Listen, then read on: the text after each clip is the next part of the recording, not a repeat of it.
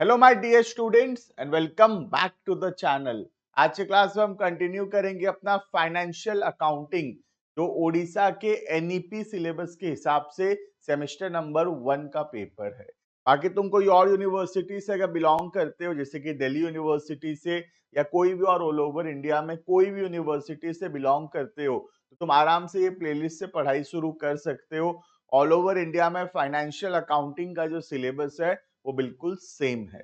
आज के वीडियो में हम कंटिन्यू करेंगे अपना टॉपिक जर्नल्स। पिछले वीडियोस के अंदर हम जर्नल्स ऑलरेडी शुरू कर चुके थे। काफी सारे ट्रांजैक्शंस हैं जो हम ऑलरेडी पढ़ चुके हैं। आज हम लास्ट वीडियो रिकॉर्ड कर रहे हैं जर्नल्स का, जिसमें हम लोग पढ़ेंगे बाकी बचे हुए transaction. But before we start, you can check the description. Description में एक ऐप का लिंक है, ऐप को जरूर से डाउनलोड करके रजिस्टर कर लेना। वहां सारे सब्जेक्ट का videos, notes, practice set, important question सब कुछ अवेलेबल होगा। कुछ ग्रुप्स होंगे, टेलीग्राम चैनल्स का लिंक होगा, उसको भी ज्वाइन कर लेना। वहां पे टाइमली अपडेट्स मिलता रहेगा। ठीक है, तो वीडियो को स्टार्ट करते हैं। टॉपिक है जर्नल्स, पॉइंट नंबर 27 से। पिछले वीडियोस के अंदर पॉइंट नंबर 26 तक जर्नल का ऑलरेडी रीड कर चुके हैं। ठीक है, देखना। तो पॉइंट नंबर 27 ट्रांजैक्शन है insurance premium paid 10,000 by cheque. तो हम अपने दुकान का जो गुड्स है, अपने बिजनेस का जो गुड्स है, एसेट्स है, उसका इंश्योरेंस करवाए होंगे और वो इंश्योरेंस प्रीमियम पैसा दिए। तो इंश्योरेंस प्रीमियम देने का क्या एंट्री होगा? तो इंश्योरेंस प्रीमियम बेसिकली क्या है? एक्सपेंस है। इंश्योरेंस प्रीमियम क्या है? एक्सपेंस है। तो इंश्योरेंस प्रीमियम क्योंकि एक्सपेंस है तो ये डेबिट होगा, और पैसा दिए तो बैंक में पैसा कम हो जाएगा तो बैंक क्रेडिट होगा। तो एंट्री होगा insurance premium account debited to bank account. Clear? Next, life insurance premium paid 10,000 by cheque. इस बार हम किस चीज का इंश्योरेंस करवा रहे हैं? लाइफ का। किसके लाइफ का? प्रोप्राइटर के या मालिक के, ओनर के लाइफ का इंश्योरेंस करवा रहे हैं। तो अगर ओनर के लाइफ का इंश्योरेंस करवा रहे हैं तो वो तो एक पर्सनल एक्सपेंस है। मालिक के लाइफ का इंश्योरेंस करवाना is a personal expense to be recorded as drawings. ठीक है, तो यहाँ पे पर्सनल इंश्योरेंस करवाना अपने लाइफ का वो एक पर्सनल एक्सपेंस है जिसको हम ड्राइंग्स के नाम से लिखेंगे। और पैसा तो कम होगा, पैसा तो दिए हैं तो बैंक में पैसा कम होगा तो बैंक होगा credit. Clear? Next, life insurance premium for employee. इस बार मालिक का इंश्योरेंस नहीं करवा रहे, इस बार एम्प्लॉई का, हमारे जो एम्प्लॉइज काम करते हैं उनका लाइफ का इंश्योरेंस करवा रहे हैं। तो ये एक नॉर्मल एक्सपेंस है और इसको एक्सपेंस के हिसाब से लिखेंगे। तो एंट्री होगा life insurance premium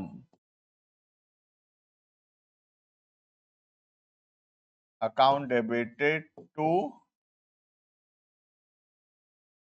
bank account. Clear? तो बेसिकली अगर लाइफ का इंश्योरेंस है प्रोप्राइटर का तो वो पर्सनल एक्सपेंस है, उसको ड्राइंग्स लिखेंगे। लेकिन गुड्स का या एसेट का इंश्योरेंस है या एम्प्लॉय का इंश्योरेंस है तो हमारे लिए नॉर्मल बिजनेस एक्सपेंस होगा। Clear? Next, rebate of 5,000। Rebate का मतलब होता है डिस्काउंट देना। क्यों डिस्काउंट हो रहा है? क्योंकि हो सकता है गुड्स थोड़ा सा खराब हो या डैमेज हो। तो क्योंकि गुड्स थोड़ा डिफेक्टिव है या डैमेज्ड है तो हम लोग क्या बोल रहे हैं? थोड़ा कम पैसा दे देना, थोड़ा डिस्काउंट दे रहे हैं क्योंकि गुड्स डिफेक्टिव है। तो जो एंट्री डिस्काउंट का होता है वही सेम एंट्री होगा रिबेट का। तो अगर रिबेट अलाउ करेंगे तो जैसे डिस्काउंट अलाउ करना हमारे लिए एक्सपेंस है, वैसे रिबेट अलाउ करना भी हमारे लिए एक्सपेंस है। तो रिबेट अलाउड एक्सपेंस है डेबिट, और डेटर से पैसा कम मिलेगा तो डेटर कम हो रहा है, डिस्काउंट देने के वजह से डेटर रिड्यूस हो रहा है और debtor credit. Clear? Next, rebate of 4,000 received. इस बार रिबेट मिल रहा है, जैसे डिस्काउंट मिलता है वैसे रिबेट मिल रहा है और रिबेट मिलेगा तो रिबेट इनकम है, क्रेडिट होगा, और क्रेडिटर को कम पैसा देना पड़ेगा तो क्रेडिटर नाम का लाइबिलिटी कम होगा, और अगर क्रेडिटर्स नाम का लाइबिलिटी कम होगा तो वो डेबिट। क्लियर? तो रिबेट अलाउड टू डेटर, और अगर रिबेट मिलेगा तो एंट्री होगा creditor to rebate receive. Clear है ये? तो this is all about point number 31। आगे बढ़ते हैं हम लोग। Goods distributed as free samples. अगर हम गुड्स फ्री में बांट रहे हैं, फ्री में क्यों बांटेंगे? एडवर्टाइजमेंट के लिए, राइट? तो गुड्स फ्री में बांटना is nothing but N advertisement, और एडवर्टीजमेंट हमारे लिए एक्सपेंस है, इसीलिए डेबिट हुआ। और गुड्स कम हो रहा है, जब भी इस तरीके से गुड्स कम होगा तो हम उसको लिखेंगे टू परचेज। ठीक है? जब गुड्स खरीदते हैं तो परचेज डेबिट, अब गुड्स जब कम हो रहा है तो purchase credit. Clear? Next, goods अगर मालिक निकालेगा पर्सनल यूज के लिए, तो पर्सनल यूज के लिए अगर गुड्स निकालेगा that is called as drawings, और गुड्स कम होगा, गुड्स कम होगा तो परचेज, तो एंट्री होगा drawings to purchase. Clear? Next, goods given as charity. अगर हम चैरिटी में सामान दे रहे हैं, दान पुण्य कर रहे हैं, डोनेशन दे रहे हैं, तो चैरिटी हमारे लिए एक्सपेंस है, डेबिट, और गुड्स कम हो रहा है तो गुड्स क्रेडिट, मतलब परचेज क्रेडिट, कॉस्ट प्राइस होगा, क्योंकि परचेज हमेशा किस पे रिकॉर्ड होता है? कॉस्ट प्राइस पे। ठीक है? इन ट्रांजेक्शन्स में भी जो अमाउंट होगा वो कौन सा अमाउंट होगा? Cost price. क्लियर है ये? नेक्स्ट, अगर गुड्स डिस्ट्रॉय हो जाता है एक्सीडेंट से या थेफ्ट से तो क्या एंट्री होगा? देखना ध्यान से ये वाला एंट्री। सबसे पहले जब गुड्स डिस्ट्रॉय होगा तब एंट्री होगा नुकसान हो गया, तो लॉस बाय फायर, थेफ्ट या एक्सीडेंट जो भी हुआ होगा। टू, गुड्स कम हुआ, गुड्स कम होगा तो टू परचेज। ठीक है? तो एंट्री होगा लॉस बाय फायर, थेफ्ट या accident account debited to purchase. Clear? Next, अब अगर हमारा इंश्योरेंस नहीं है तो बस यही एंट्री होगा, लेकिन अगर हमारा इंश्योरेंस है तो हम इंश्योरेंस कंपनी से पैसा मांगेंगे, और इंश्योरेंस कंपनी से पैसा मांगने का एंट्री होगा insurance company account debited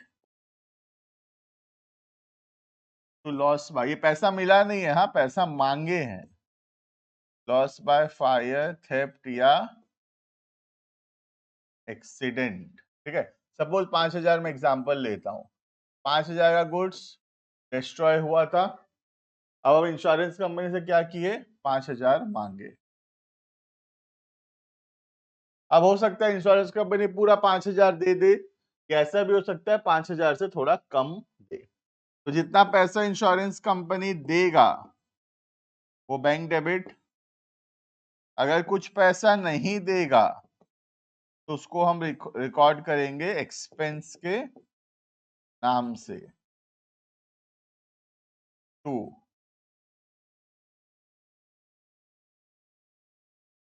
purchase. ठीक है? अगर 5,000 पूरा दे दिया तो एंट्री होगा बैंक अकाउंट डेबिट 5,000, यहाँ पे जीरो होगा और यहाँ होगा 5,000। लेकिन सपोज 5,000 की जगह अगर 4,000 देता है तो फिर एंट्री कैसे होगा? बैंक आएगा 4,000, लॉस आएगा 1,000, टू परचेज 5,000। क्लियर? तो ये एंट्री हो गया लॉस बाय फायर, थेफ्ट या एक्सीडेंट का। 3 एंट्री है। पहला गुड्स डिस्ट्रॉय हुआ, फिर हम इंश्योरेंस कंपनी से पैसा मांगे, और फिर इंश्योरेंस कंपनी से पैसा मिला। Clear? Next, paid income tax. Income tax एक पर्सनल एक्सपेंस है, क्योंकि सारा प्रॉफिट ओनर का, अब उस प्रॉफिट के ऊपर अगर टैक्स भरना पड़ेगा तो वो ओनर भरेगा, मतलब इनकम टैक्स एक पर्सनल एक्सपेंस है, और अगर बिजनेस उसको पे करता है पर्सनल एक्सपेंस को तो उसको हम रिकॉर्ड करेंगे एज अ ड्रॉइंग्स, तो एंट्री होगा drawings account debited to bank account. Clear? Next, purchase of fixed asset. अगर हम फिक्स्ड एसेट खरीदते हैं तो फिक्स्ड एसेट बढ़ेगा, मशीनरी अकाउंट डेबिट 5 लाख, और पैसा दिए तो bank account credit 5 lakh. Clear? तो एंट्री होगा machinery account debited to bank account. Clear? Next, purchase machinery for 4,80,000 and installation charges 20। तो जो भी खर्चा होगा एसेट को इंस्टॉल करने में, एसेट को लाने में, एसेट को रेडी टू यूज करने में, सारा खर्चा एसेट के कॉस्ट पे ऐड होगा। तो हम अलग अलग नहीं लिखेंगे, मशीनरी अलग, इंस्टॉलेशन अलग, ऐसे नहीं लिखेंगे, एक बार में लिखेंगे machinery account debit 5 lakh to bank account 5 lakh.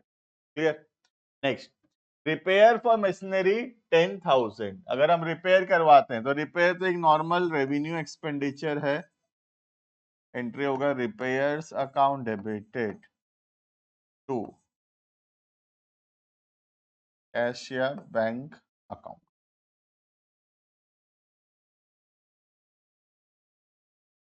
Clear?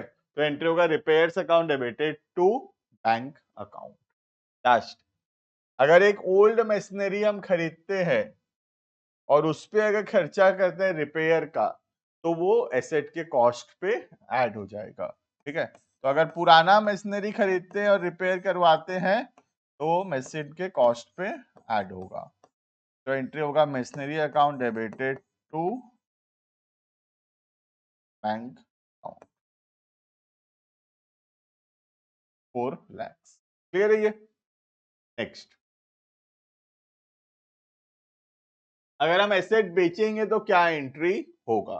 ठीक है, अगर एसेट सेल करेंगे तो पैसा आएगा बैंक अकाउंट डेबिट, और एसेट जाएगा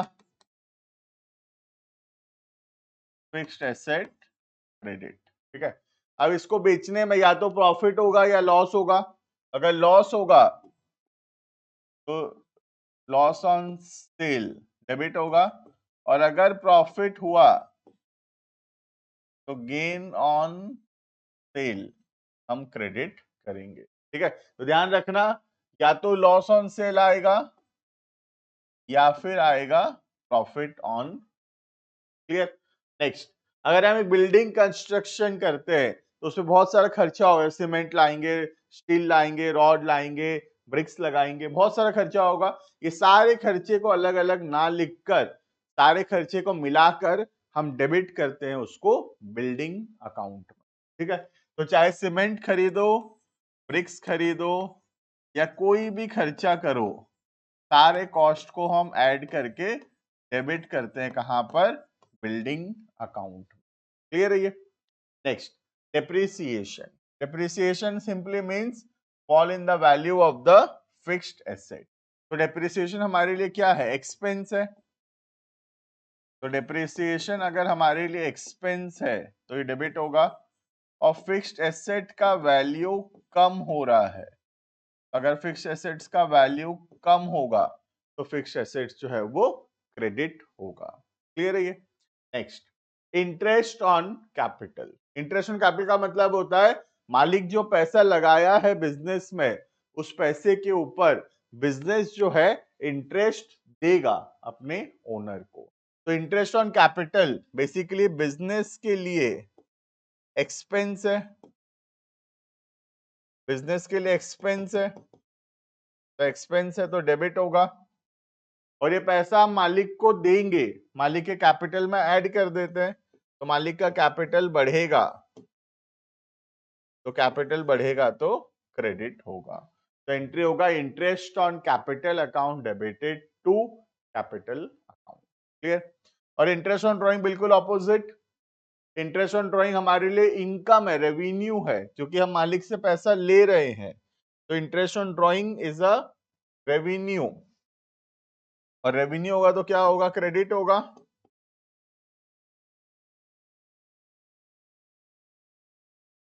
interest on drawings is a revenue and it will be credited, right. और दूसरा, मालिक को पैसा देंगे तो मालिक से पैसा लेंगे तो मालिक का कैपिटल कम होगा, तो कैपिटल कम होगा तो हम कैपिटल को डेबिट करेंगे या फिर ड्रॉइंग्स को डेबिट करेंगे। क्लियर है।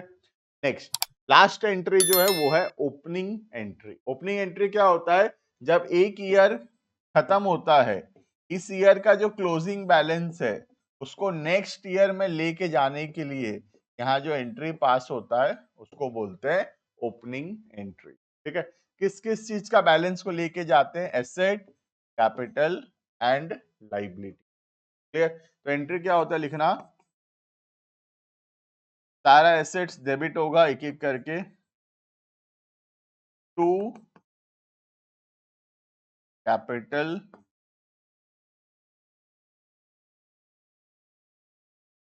To liability.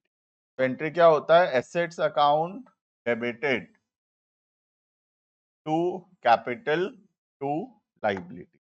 क्लियर है ये। तो this was all about our topic journals. Journals का इतना ही है, सारा क्वेश्चन सारे टाइप का जो ट्रांजैक्शन हो सकता है हम जर्नल्स के अंदर उसको देख लिए हैं। आने वाले क्लासेस के अंदर हम नेक्स्ट चैप्टर को शुरू करेंगे, यहाँ पे जर्नल वाला टॉपिक जो है वो होता है कंप्लीट। मिलते हैं आने वाले वीडियोस के अंदर, अभी के लिए इतना। Thank you and good bye.